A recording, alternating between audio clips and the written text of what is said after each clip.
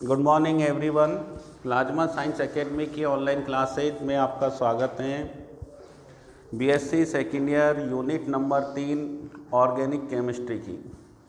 तो organic chemistry की unit number 3 में अपन कार्बोनिल यौगिकों की रासायनिक अभिक्रियाएं चल रही हैं। अब देखो इधर कल अपन ने ये भी बताया था कि एल्डोल संघनन के बारे में अपन ने बता दिया था कि एल्डोल संघनन के अंदर दो कार्बोनिल अणु भाग लेते हैं और संघनन अभिक्रिया होती है और उसमें एल्डोल बनता है। वो दोनों कार्बोनिल अणुओं में से एक अणु के अंदर एक अल्फा हाइड्रोजन तो होना ही आवश्यक है। यदि एक भी अल्फा हाइड्रोजन नहीं है तो एल्डोल संघनन की अभिक्रिया नहीं होगी। ठीक है, तो दोनों कार्बोनिल अणुओं में से एक कार्बोनिल अणु में कम से कम एक अल्फा हाइड्रोजन की उपस्थिति का होना आवश्यक होता है।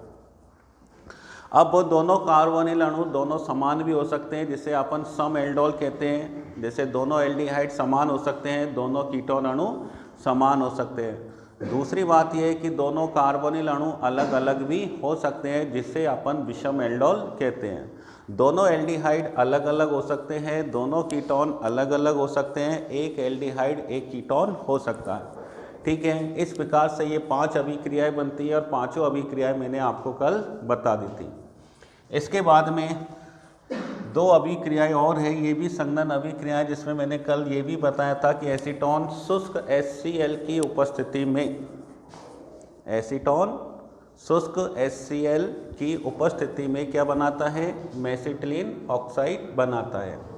तो इधर देखो अब आती है अभिक्रिया एसीटोन की H2SO4 से और फॉर्मेल्डिहाइड की बेराइटा जल से। तो ये 2 अभिक्रियाएं और हैं। तो इसमें देखो एसीटोन की H2SO4 से ये त्रिलकीकरण अभिक्रिया है, ये त्रिलकीकरण अभिक्रिया है। ठीक है, इसमें देखो कैसे क्या होता है। जैसे अपन ने लिखा CH3COCH3, इसके कितने अणु भाग लेंगे, 3 अणु भाग लेंगे, क्योंकि ये त्रिलकीकरण अभिक्रिया है। तो देखो मैं इसको एक बार ऐसे लिख देता हूँ CH3। तो इसमें से ध्यान रखना एक जो अल्फा कार्बन है इस पर 3 हाइड्रोजन होते हैं, CH3COCH3। मतलब जो कार्बन एसीटोन है, एसीटोन के एक अणु में से एक तो ध्यान रखना ऑक्सीजन परमाणु बाहर निकलेगा और अल्फा जो हाइड्रोजन है वो कितने निकलेंगे, 2 निकलेंगे।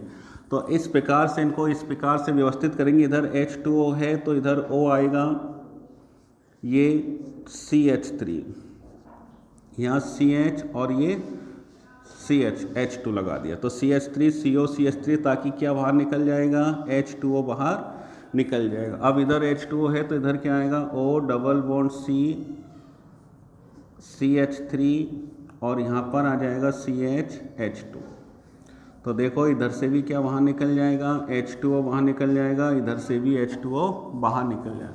तो अपन ने देखा जैसे ये प्लस लगा दिया, अपन ने एक प्लस यहाँ लगा दिया, एक प्लस यहाँ लगा दिया और एक प्लस यहाँ लगा दिया। भाई 3 अणुओं ने भाग लिया है। 3 अणुओं में से एक अणु में से 2 तो अल्फा हाइड्रोजन और एक ऑक्सीजन बाहर निकलेगा, कैसे भी मान लो। ठीक है ना। अब ये कैसे निकलेगा, अगर एक अणु का 2 अल्फा हाइड्रोजन है तो दूसरे का ऑक्सीजन होगा, खुद का ही नहीं होगा, खुद का ही नहीं होगा। वैसे तो अपन देखिए कि एक अणु में से H2O बाहर निकल रहे हैं तो 3 अणुओं में से 3 H2O बाहर निकलेंगे, ये तो हो गया। लेकिन कौन कौन से बाहर निकलेंगे, यदि एक अणु के अल्फा हाइड्रोजन है तो दूसरे अणु का ऑक्सीजन होगा, इसका अल्फा हाइड्रोजन है तो दूसरे अणु का ऑक्सीजन होगा, और इसका अल्फा हाइड्रोजन है तो दूसरे अणु का ऑक्सीजन होगा। और ये अभिक्रिया H2SO4 की उपस्थिति में होती है। HCl शुष्क HCl की उपस्थिति में मेसिटिल ऑक्साइड बनता है। क्या बनता है, मेसिटिल ऑक्साइड। तो यहाँ देखो त्रिलकीकरण अभिक्रिया होती है और 3 H2O बाहर निकल जाता है। तो यहाँ देखो अब ये रिंग बन जाएगी, 1 2 3 4 5 और 1 6 कार्बन की रिंग बन जाएगी। काउंट कर लो, 1 2 3 4 5 और ये 6। इसको अपन ऐसे भी लिख सकते हैं CH3COCH3, एसीटोन के 3 अणु। ऐसे लिख दो चाहे ऐसे बना दो, कोई अंतर नहीं होता। ये तो इसलिए बनाया है ताकि अपन को पता चल जाए कि 3 अणु किस प्रकार से जुड़े हैं। तो ऐसे लिख दो और ऐसे लिख दो, मिलाकर लिखने पर और खोलकर लिखने में कोई अंतर नहीं होता है। अब रिंग में कार्बन काउंट करो, 1 2 3 4 5 और 1 6। तो इसका मतलब 6 कार्बन की रिंग है। 6 कार्बन की रिंग में बॉन्ड काउंट करो। ये कौन सा बॉन्ड आ गया? Double bond, single bond, double bond, single bond, double bond, single bond. मतलब 6 कार्बन की रिंग है। तो 6 कार्बन की रिंग कैसी संरचना होती है? बेंजीन की जैसी संरचना होती है। फिर यहाँ देखो डबल बॉन्ड, 1 2 3 डबल बॉन्ड है, तो double single double single double और ये सिंगल। तो जब 3 डबल बॉन्ड और 3 सिंगल बॉन्ड होते हैं तो वो रिंग बेंजीन रिंग कहलाती है। अब बात आ जाओ CH3, देखो इस कार्बन पर CH3 है तो एक कार्बन पर इसको 1 मान लो, भले 1 2 3 फिर 4 5। इसका मतलब 3 मैथिल समूह जुड़े हुए हैं। लेकिन कैसे जुड़े हुए हैं? देखो यहाँ पर मैथिल है तो ये छूट गया, दूसरी जगह है, फिर ये वाला कार्बन छूट गया, फिर दूसरे कार्बन पर है, फिर ये कार्बन छूट गया, फिर दूसरे कार्बन है। इसका मतलब 3 मैथिल समूह है वो एक छोड़कर एक है, अर्थात ऐसे है CH3 CH3 CH3। तो इसका नाम है ट्राई मैथिल बेंजीन। 3 H2O बाहर निकल जाएगा, जिसका सामान्य नाम होता है मेसिटिलीन। मेसिटिलीन। तो एसीटोन H2SO4 के साथ में संघनन क्रिया करता है और एरोमेटिक यौगिक का निर्माण करता है, जिसका नाम होता है ट्राई मैथिल बेंजीन। नंबरिंग दे तो 1 2 3 4 5 1 3 5 ट्राई मैथिल बेंजीन, जिसे सामान्य भाषा में कहते हैं मेसिटिलीन। दूसरी बात यह कि ये प्रश्न ऐसे भी आ सकता है कि एसीटोन, देखो ये एरोमेटिक यौगिक नहीं है, क्योंकि एरोमेटिक यौगिक वह यौगिक होता है जिसमें बेंजीन रिंग पाई जाती है। इसमें बेंजीन रिंग नहीं है। बेंजीन रिंग नहीं है तो ये एलिफेटिक यौगिक है। तो प्रश्न कई बार ऐसे भी पूछ लिया जाता है कि एक एलिफेटिक यौगिक से एरोमेटिक यौगिक के निर्माण की अभिक्रिया दीजिए। तो अपन ये वाली अभिक्रिया भी लिख सकते हैं। एक और अभिक्रिया होती है एसिटिलीन की त्रिलकीकरण द्वारा।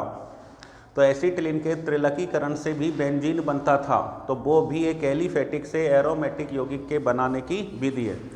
तो ये कुछ अभिक्रियाएं आती है जिनमें एलिफेटिक यौगिक से एरोमेटिक यौगिक का निर्माण होता है। तो कई बार प्रश्न परीक्षा में पूछा जाता है कि एक ऐसी अभिक्रिया दीजिए जिसमें एक एलिफेटिक यौगिक से एरोमेटिक यौगिक का निर्माण होता है।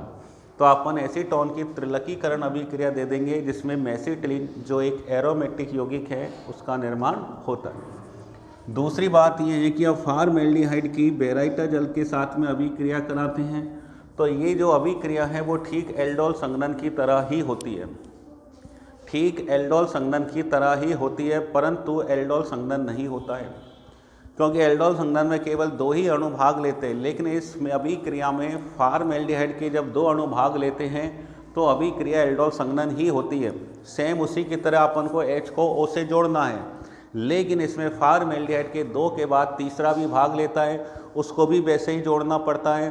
फिर चौथा भाग लेता है, उसको भी वैसे ही जोड़ना पड़ता है। फिर 5वां और फिर 6ठा।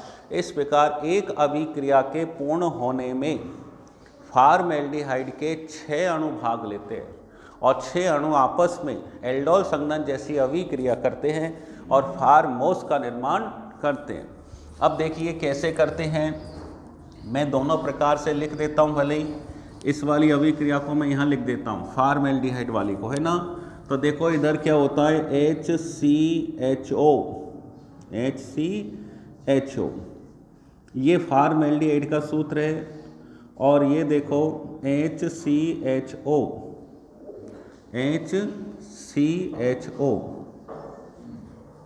ये भी एक फॉर्मेल्डिहाइड का सूत्र है। कितने अणु लिए? 2 अणु लिए। कितने अणु लिए? 2। BaOH का होल ट्वाइस। मैंने देखो एल्डोस में मैंने बताया था कि एक अणु में कम से कम अल्फा हाइड्रोजन होना चाहिए, लेकिन फॉर्मेल्डिहाइड में केवल एक ही कार्बन होता है, इसमें अल्फा हाइड्रोजन नहीं होते, ना अल्फा कार्बन होता है। तो देखो ये वाला अगर अपन इससे जोड़ दें, तरीका वही है। तो क्या बन जाएगा, या तो इसको ऐसे खोल लो या मिला के लिख दो CH2 और H इससे लग जाएगा तो क्या आ जाएगा OH और CHO। इसको मैं खोल के लिख देता हूँ CHO को, ये लो, ये बन जाएगा।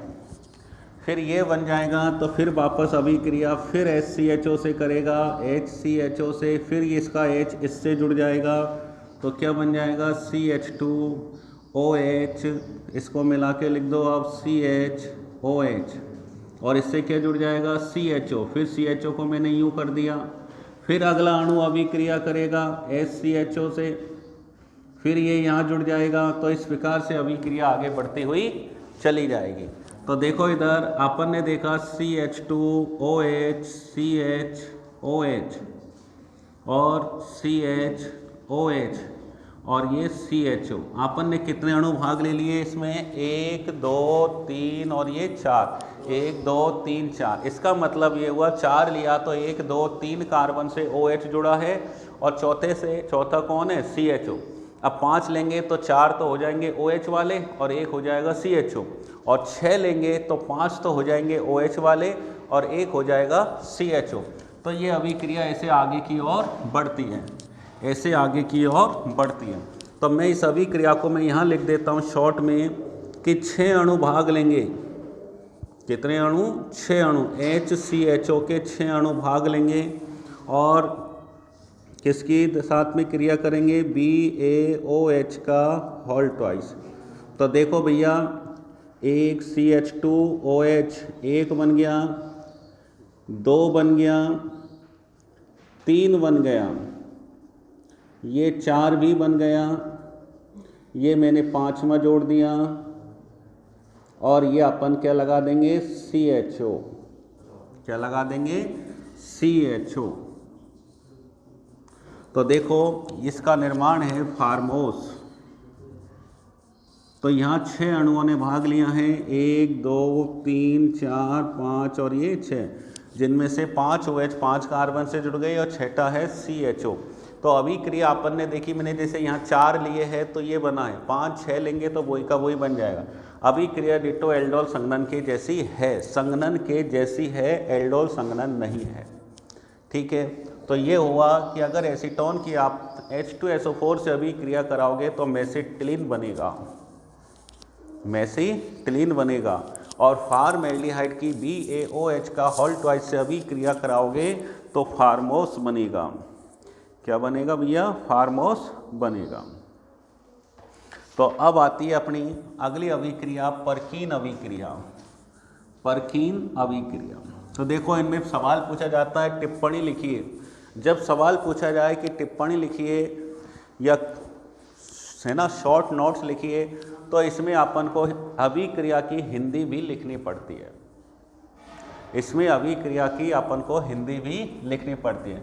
तो देखो ये क्या है, एरोमेटिक एल्डिहाइडों की एक विशिष्ट अभिक्रिया है परकीन अभिक्रिया, एरोमेटिक एल्डिहाइडों की विशिष्ट अभिक्रिया है। तो देखो यहाँ पर C6H5CHO, C6H5CHO ये बेंजेल्डिहाइड का सूत्र है, ये बेंजेल्डिहाइड जो एक एरोमेटिक एल्डिहाइड है, बेंजेल्डिहाइड ये एक एरोमेटिक एल्डिहाइड है, बेंजेल्डिहाइड C6H5CHO। तो इसमें एक एरोमेटिक एल्डिहाइड या बेंजेल्डिहाइड की अभिक्रिया एसिटिक एनहाइड्राइड से कराई जाती है।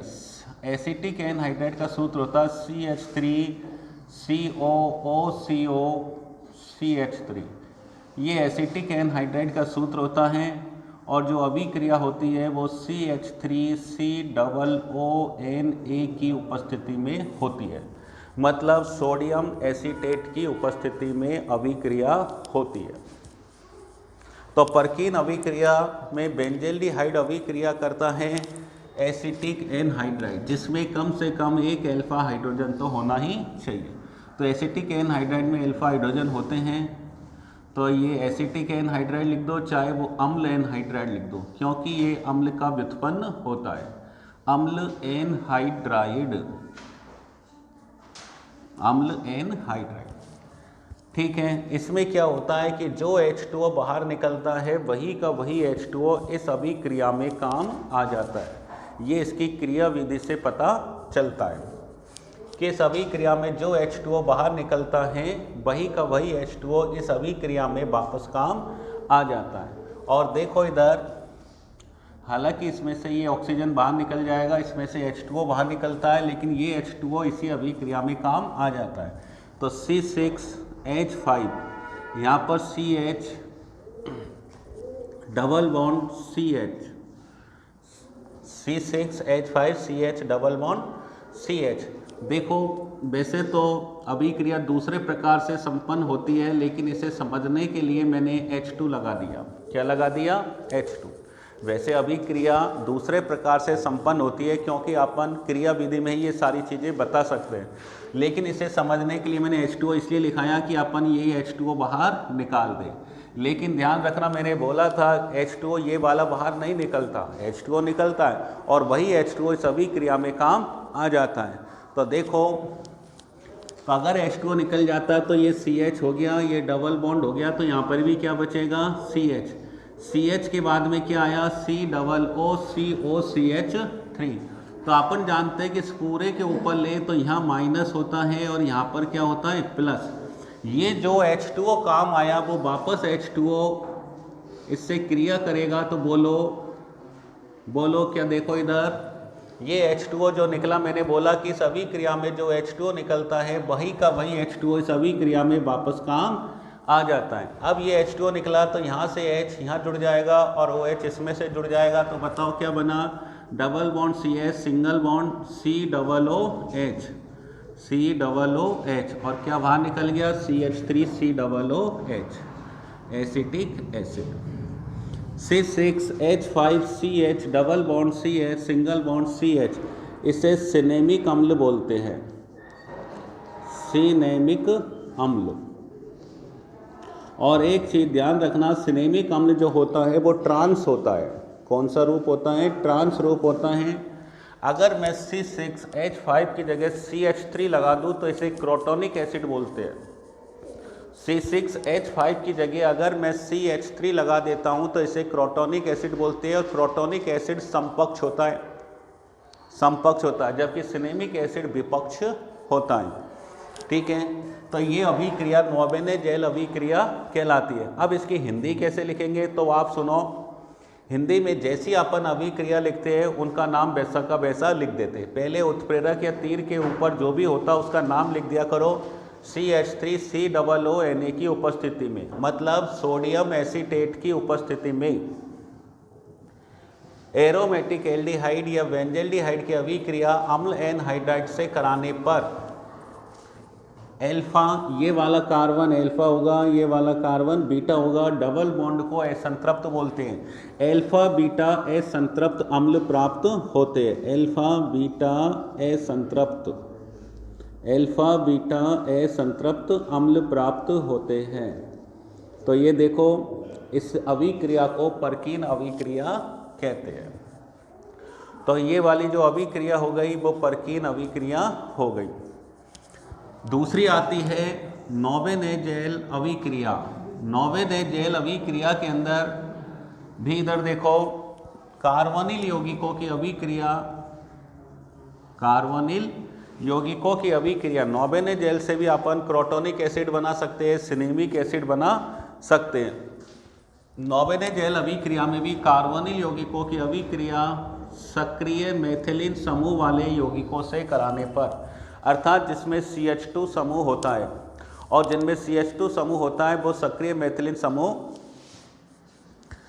वाले यौगिक कहलाते हैं। जैसे मेलोनिक एस्टर, तो मेलोनिक एस्टर का सूत्र होता है, देखो मेलोनिक एसिड का सूत्र तो होता है CH2 COOH और COOH।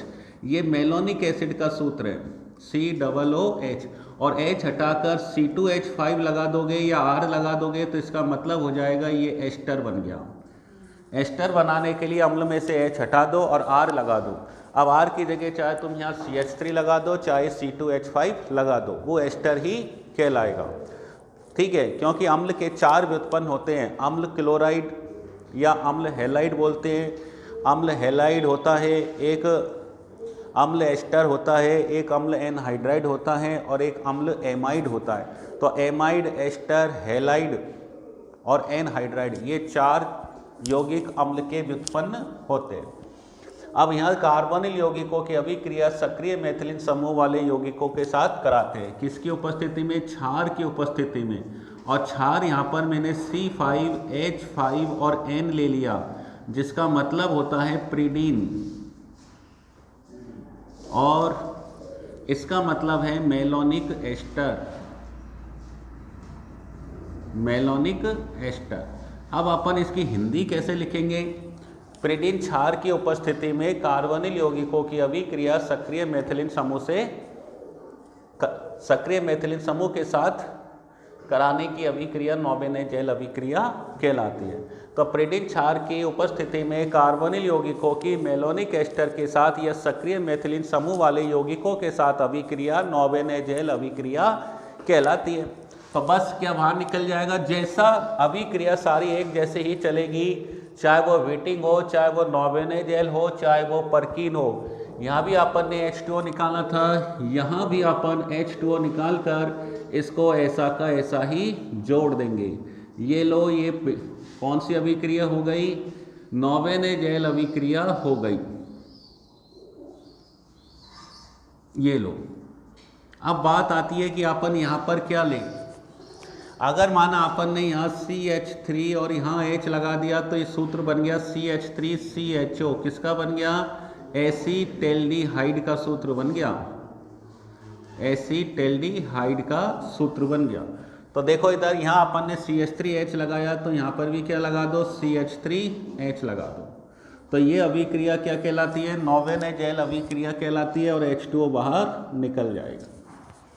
तो प्रीडीन क्षार की उपस्थिति में कार्बोनिल यौगिकों की सक्रिय मेथिलीन समूह वाले यौगिकों के साथ अभिक्रिया नोबेनेजेल अभिक्रिया कहलाती है। इस अभिक्रिया का उपयोग अपन अल्फा बीटा असंतृप्त अम्ल प्राप्त करने में करते हैं।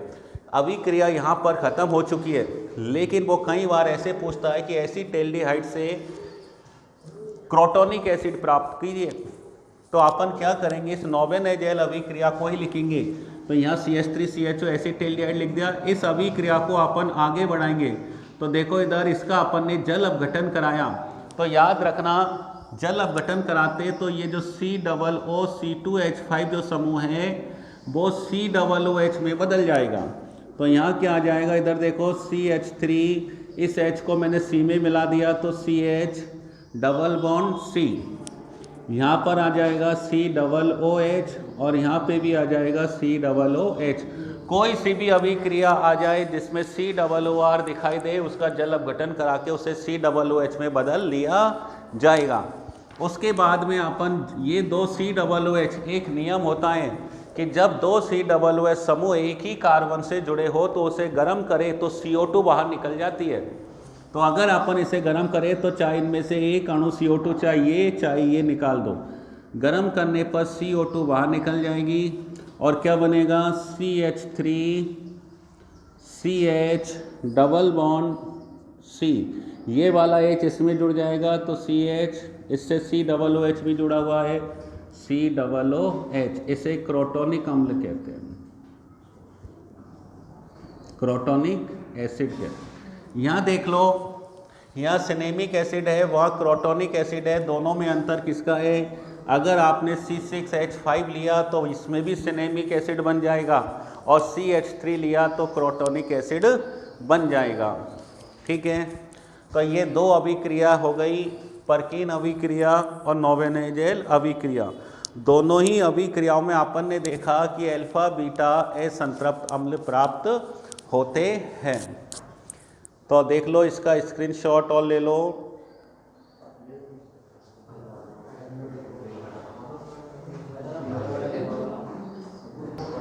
देखो इधर अगली अभिक्रिया जो आती है वो आती है बिटिंग अभिक्रिया। कौन सी अभिक्रिया? बिटिंग अभिक्रिया। यहाँ लिख देता हूँ मैं, बिटिंग अभिक्रिया, विटिंग अभिक्रिया। देखो इधर इसमें जो जैसा कि नाम से पता चल रहा है विटिंग इन आ रहा है इसमें, इसका मतलब इसमें एल्कीन बनेगी। क्या बनेगी इसमें? एल्कीन। तो याद रखना जो बिटिंग अभिक्रिया है, विटिंग इन आ रहा है इसमें, क्या रहा है? टिंग। तो याद रखना ये कई चीज़ें ऐसी होती है, कई बार क्या अपन को अभिक्रिया के नामों से भी पता लगाना पड़ता है कि इसमें क्या बनता है। कई बार कंपटीशन में सवाल आ जाता है कि बिटिंग अभिक्रिया में उत्पाद के रूप में क्या बनता है। कई बार वो अभिक्रिया नहीं पूछता है, तो कई बार ट्रिक से काम लेना पड़ता है। ट्रिक का उपयोग याद हो कि विटिंग में ईन बनता है तो ईन आता है, एल्कीन बनती है, तो आंसर एल्कीन होगा, आंसर एल्कीन होगा। तो उसमें कई बार ऑप्शन आ जाता है अल्फा बीटा संतृप्त एसिड दे दिया उसमें, ठीक है, एल्कीन दे दी, और उसमें कार्बोक्सिलिक एसिड दे दिया, एस्टर दे दिया, तो ये तो बिटिंग अभिक्रिया में एल्कीन बनती है। दूसरी बात ये कि इसमें कार्बोनिल यौगिकों की अभिक्रिया होती है। तो देखो इधर अपन ने ये कार्बोनिल यौगिकों की अभिक्रिया करा दी, और कार्बोनिल यौगिकों की जो अभिक्रिया होती है वो फास्फोरस यलाइड के साथ में होती है। फास्फोरस यलाइड, फास्फोरस यलाइड, फास्फोरस यलाइड का सूत्र अपन को याद रखना पड़ेगा, ट्राइफेनिल फास्फीन। इधर देखो फेनिल का सूत्र होता है C6H5, ट्राइफेनिल ये फास्फीन का सूत्र होता है, लेकिन अपन को फास्फोरस यलाइड का सूत्र लिखना है। तो देखो इधर ये फास्फोरस यलाइड का सूत्र होता है, फास्फोरस यलाइड का सूत्र होता है। अब अपन क्या करते हैं कि अपन ने यहाँ मैथिल समूह लिख दिया। जरूरी नहीं है कि आप यहाँ मैथिल समूह लिखो, एल्किल समूह भी लिख सकते हो यहाँ पर R, और यहाँ पर भी R', ठीक है। अब बात यहाँ आती है कि अपन ने यहाँ कीटोन एल्डिहाइड कुछ भी ले सकते हैं। यहाँ पर अपन ने क्या लिया है? कार्बोनिल कंपाउंड लिया है। अब यहाँ पर भी अपन कुछ भी ले सकते हैं, R और R' ले सकते हैं, या R और H भी ले सकते हैं। तो देखो इधर ये आपके ऊपर निर्भर करता है कि यहाँ पर अपन को क्या लेना है। अगर माना मैं यहाँ R लूँ और यहाँ R' लूँ, यहाँ पर भी मैंने R और R' ले लिया, तो फिर मैं यहाँ लूँगा R" और R', ठीक है। लेकिन ये जरूरी नहीं है कि अपन R की जगह एल्किल समूह लो, HH भी ले सकते हो, एक जगह CH3 ले सकते हो और एक जगह H ले सकते हो, दोनों जगह CH3 ले सकते हो, एक जगह CH3 C2H5 भी ले सकते हो। कहने का मतलब ये चारों R जो है वो समान भी हो सकते हैं और अलग अलग भी हो सकते हैं, और चारों के स्थान पर H से लेकर CH3 C2H5 कुछ भी रख सकते हैं। तो ये जो पूरा सूत्र होता है वो फास्फोरस यलाइड का सूत्र होता है। और ये जो देखो इधर फास्फोरस यलाइड, अब आप देखो कि ये जो पूरा है अपन जानते हैं इसके ऊपर प्लस होता है और इसके ऊपर माइनस होता है। तो अपन को प्लस को तो जोड़ देना है माइनस से, और माइनस को जोड़ देना है प्लस से। तो अगर अपन ऐसा करते हैं RCR' प्लस से डबल बॉन्ड, तो ये प्लस वाला कार्बन है और ये माइनस वाला कार्बन है, तो इसको जोड़ दो, ये लो R" और R', और ये निकल गया बाहर से 6H5 ट्राइफेनिल ऑक्साइड। तो ट्राइफेनिल ऑक्साइड बाहर निकल जाएगा, और अपन को जो प्राप्त होगी वो कैसी प्राप्त होगी? उच्चतर एल्कीन प्राप्त होगी, उच्चतर एल्कीन प्राप्त होगी। ये अभिक्रिया बिटिंग अभिक्रिया कहलाती है, यह अभिक्रिया बिटिंग अभिक्रिया कहलाती है। अगली जो अभिक्रिया आती है वो आती है मैनिश अभिक्रिया, और मैनिश अभिक्रिया में मैनिश क्षार बनता है। मैनिश अभिक्रिया में मैनिश क्षार बनता है, मैनिश क्षार। मैनिश क्षार के अंदर मैनिश अभिक्रिया देखो मैं यहाँ लिख रहा हूँ, मैनिश अभिक्रिया। मैनिश अभिक्रिया में एक तो होता है फॉर्मल्डिहाइड, एक तो होता है फॉर्मल्डिहाइड, एक होता है फॉर्मल्डिहाइड CH2O, एक होता है फॉर्मल्डिहाइड। मैं इसको ऐसे भी लिख सकता हूँ CH2O, या HCHO कैसे भी लिख सकते हो, तो तुम्हें जैसे पसंद आए वैसे लिख सकते हो HCHO। और एक होता है 2 डिग्री एमीन, 2 डिग्री एमीन, तो ये दो ऐसे लिख दो R और ये H, 2 degree amine. 2 degree amine. Carbonyl compound वो होना चाहिए जिसमें इनॉल बनाने की क्षमता होती हो, और जिसमें ध्यान रखना इनॉल बनाने की क्षमता होती है वो कीटो फॉर्म होती है, क्योंकि जिसमें इनॉल बनता है वो कीटो फॉर्म में भी चेंज हो सकता है, अर्थात वो कीटो इनॉल चलाव्यता भी दर्शाता है। और इनॉल फॉर्म के लिए कम से कम अपन को 3 कार्बन वाला कार्बोनिल कंपाउंड चाहिए होता है, और वो 3 कार्बन वाला जो कार्बोनिल कंपाउंड है वो होता है एसीटोन, CH3COCH3। तो देखिए भैया अब क्या होगा, CH3COCH3, ठीक है। मैं इस H की जगह भी एक R लगा देता हूँ। क्या लगा दिया मैंने? R, ठीक है। यहाँ पर ये R डैश हो गया, ये R डबल डैश हो गया। तो ये रहा, अपन ने कोई भी कार्बोनिल कंपाउंड ले लिया, ये तो याद रखना CH3CO समूह होना चाहिए, और CH मतलब एक अल्फा कार्बन या अल्फा हाइड्रोजन जरूर होना चाहिए जो इनॉल फॉर्म में परिवर्तित हो जाए। इस R की जगह H लेंगे तो ये एसीटोन का सूत्र बन जाएगा, H लेंगे तो एसीटोन, तो यहाँ H ले सकते हैं, CH3 ले सकते हैं, कुछ भी। अब आप देखो इधर कि इस कीटोन के अंदर से, इस कीटोन में से एक तो निकलता है H, फार्मएल्डिहाइड में से निकलता है O, और 2 डिग्री एमीन में से निकलता है H, अर्थात H2O का अणु बाहर निकल जाता है। कीटोन में से निकलता है H मतलब अल्फा हाइड्रोजन निकलता है एक, फार्मएल्डिहाइड में से निकलता है ऑक्सीजन, और 2 डिग्री एमीन में से निकलता है हाइड्रोजन, अर्थात H2O बाहर निकल जाता है और बन जाता है CH3COCHR। ऊपर लगा लो चाहे नीचे लगा लो, फिर single bond CH2, single bond NR2, ये दोनों समान भी हो सकते हैं और अलग अलग भी, और H2O बाहर निकल जाता है, इसे बोलते हैं मैनिस क्षार। मैनिस क्षार ये अभिक्रिया फर्स्ट ग्रेड की एग्जाम में पूछी गई थी। मैनिस अभिक्रिया, मैनिस अभिक्रिया में कौन कौन से क्रियाकारक भाग लेते हैं? तो ध्यान रखना यह प्रश्न ऐसे भी आ सकता है कि मैनिस अभिक्रिया में कार्बोनिल यौगिक के अलावा कौन कौन से क्रियाकारक भाग लेते हैं। तो कौन कौन से क्रियाकारक भाग लेते हैं? एक तो कहाँ गया, फार्मएल्डिहाइड 2 डिग्री एमीन, ठीक है।